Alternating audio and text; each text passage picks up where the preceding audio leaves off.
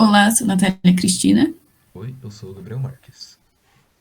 Nós fazemos parte do grupo B4 e vamos falar sobre um experimento realizado em laboratório da lei da indução eletromagnética. Uma das áreas de suma importância na física é o estudo da geração dos campos magnéticos. Neste experimento, foi utilizado uma haste de indução magnética e observado seu comportamento quando a mesma sofre variação do fluxo magnético, na condição de campo forte e campo fraco. Assim, com o apoio de um sensor de campo magnético e um sensor de rotação, foi possível medir a tensão induzida em função do tempo e da variação do fluxo magnético na área da bobina, podendo-se, assim, esclarecer o funcionamento da lei de Faraday e da lei de Lenz, o que viabilizou o cálculo e a avaliação gráfica dos resultados. O experimento seguiu como esperado pela lei de Lenz, apesar de as polaridades das placas estarem invertidas. Um campo magnético, segundo Halliday e Resnick, é uma grandeza vetorial cuja direção coincide com aquela para a qual a força é zero. Podemos determinar o módulo de B em termos de força e da velocidade, a qual deve ser perpendicular ao campo formado. Então, o módulo do campo magnético vai ser igual a força em B sobre a carga elétrica vezes a velocidade. Há diversas formas para produzir um campo magnético. Uma das formas mais conhecidas para a geração de um campo é a partir de uma corrente elétrica. Como princípio para a lei de indução de Faraday, quando houver uma variação no fluxo magnético mediante um circuito, surgirá nele uma força eletromotriz induzida, ou seja, o campo magnético gerado por uma bobina, quando alimentada por um campo elétrico, induz correntes elétricas. Então, a força eletromotriz ela vai ser igual a menos o número de espiras na bobina, vezes a derivada do fluxo magnético sobre a derivada do tempo. O sentido do fluxo dessa corrente induzida em um condutor é contrário à variação do fluxo magnético que causou o fluxo da corrente, segundo a lei de Lenz, que está diretamente vinculada ao princípio de conservação de energia. Segundo Halliday e Resnick, a corrente induzida em uma espira tem um sentido tal que o campo magnético produzido pela corrente se opõe ao campo magnético que induz a corrente. A definição do fluxo magnético de um campo magnético, atravessando uma área A, é dada por fluxo magnético é igual a integral do campo magnético vezes a derivada da área. Isso vai ser igual ao campo magnético vezes a área. Caso o campo magnético e a área pela qual ele atravessa são uniformes, é possível reduzir a equação para o produto da intensidade pela área.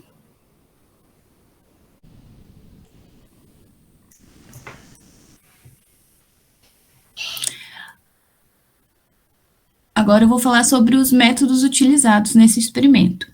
Antes de se iniciar a prática, os fios do sensor de tensão foram conectados na parte superior da varinha, observando o posicionamento dos fios para que eles não atrapalhassem o movimento oscilatório da varinha.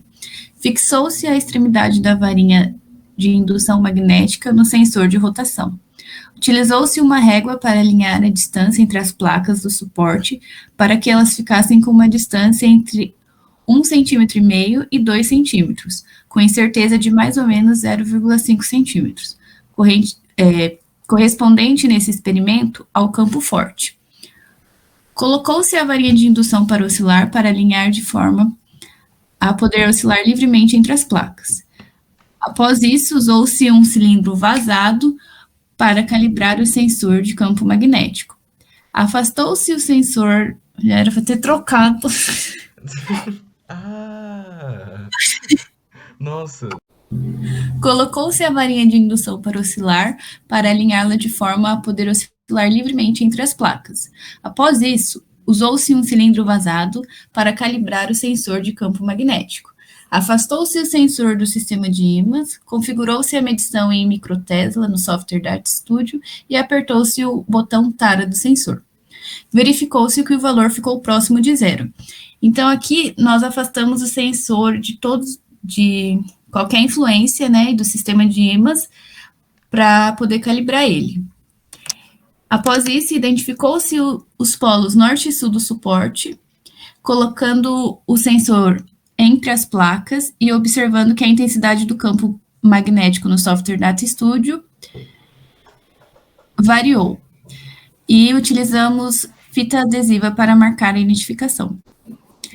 Utilizou-se o sensor de campo magnético para sondar o campo do centro até as extremidades da placa. Anotou-se os valores para determinação do valor médio da intensidade do campo magnético e a incerteza. Abriu-se um gráfico de tensão em função do tempo no software Data Studio, retirando-se a opção calibração automática. Colocou-se a varinha para oscilar a partir da posição determinada de soltura, a qual utilizou-se um marcador para determiná-la, ao mesmo tempo em que se clicou no botão Iniciar no software. Observou-se o movimento de oscilação por 10 segundos. Repetiu-se o passo por 3 vezes e os dados foram salvos para análise. Após isso, repetiu-se o experimento, utilizando-se o mesmo ponto de soltura para o campo fraco. Ajustou-se a distância entre as placas magnéticas entre 3 e 4 centímetros, com a incerteza de mais ou menos 0,5 centímetros.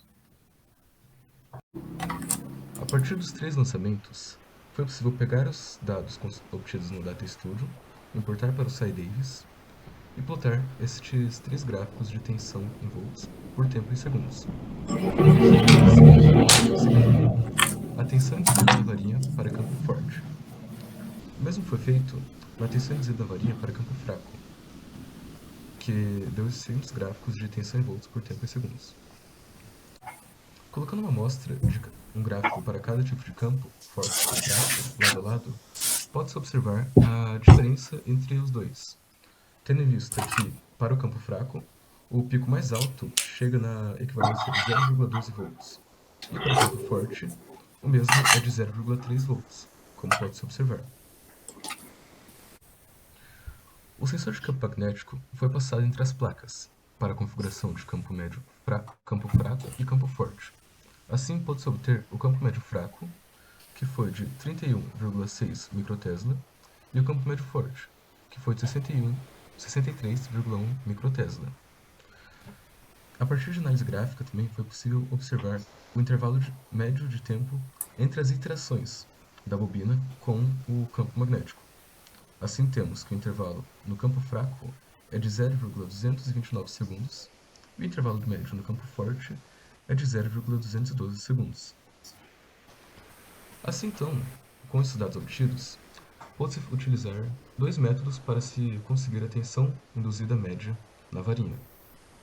O método 1 consta do uso dessa fórmula, onde temos tensão média para o campo é igual a menos o número de volts da espira, multiplicado pela área da bobina, multiplicado pelo campo médio, sobre o intervalo de tempo entre as iterações.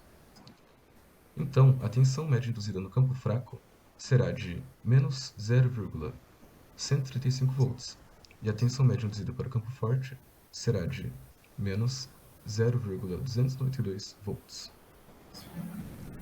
Já para o método 2, foi feita uma análise mais gráfica.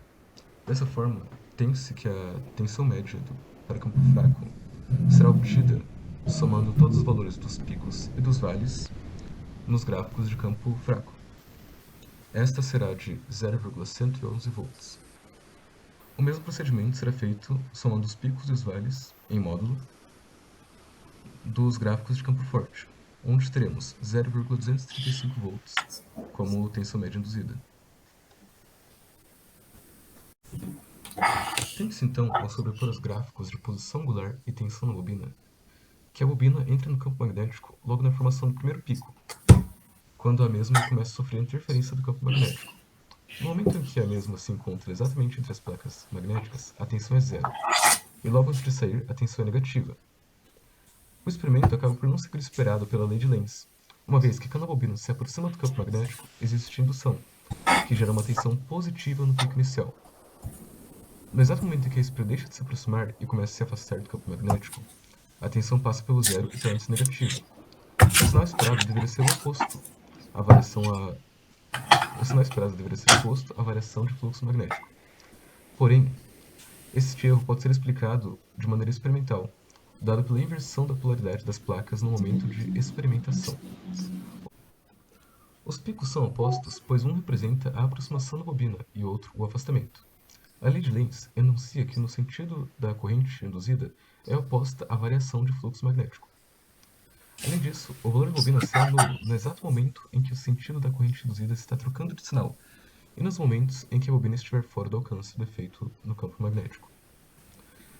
Então conclui-se que o experimento seguiu esperado pela lei de Lenz, mesmo que com um pequeno empecilho que foi a inversão da polaridade dos ímãs permanentes das placas, onde, de acordo com a aproximação da bobina no campo magnético, houve uma corrente induzida de sinal oposto à variação do fluxo magnético. Além disso, foi constatada a preferência pelo método 2 de medição da tensão induzida, uma vez que na experimentação o fluxo varia quando a área da superfície da bobina muda, mas com um campo magnético estático. Nesse caso, a área de superfície da bobina irá, entre aspas, mudar quando a mesma estiver entrando e sofrendo a interferência do campo magnético. Além disso, tem-se então, pelo método 2, que o valor mais próximo da tensão induzida será de 0,112 volts para o campo fraco e 0,235 volts para o campo forte.